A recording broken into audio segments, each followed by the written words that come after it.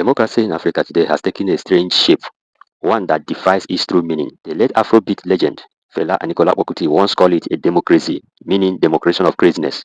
And looking around the continent today, it is hard to disagree. What we see being practiced in many African countries is far from democracy. It is more like a democratic dictatorship, a system where elections are held but the will of the people is ignored, where leaders cling to power endlessly and where the ordinary citizens suffer in silence. How do we describe a kind of democracy where fundamental human rights are not guaranteed? In many African nations, people cannot freely express their opinion without fear of harassment or arrest.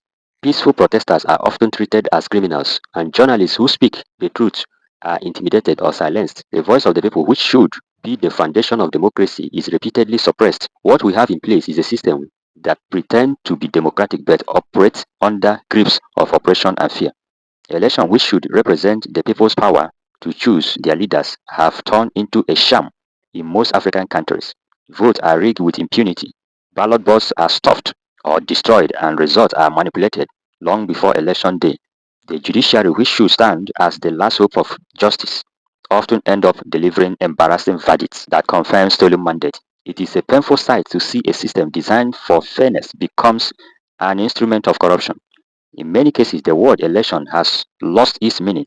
It has become a ritual used to deceive the masses into believing that they have a say in choosing their leaders. Yet, at the end of the process, the same old men who can barely stand erect are democratically selected to rule again.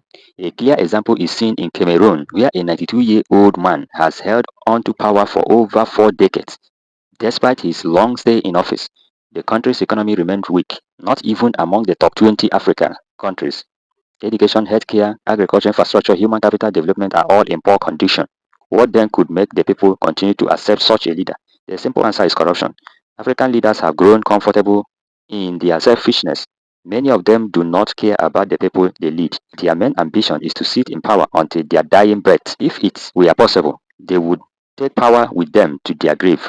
They travel regularly to Western countries for Medicare, but refuse to fix the collapsing healthcare system in their own countries. They send their children to study abroad but allow public schools at home to rot away.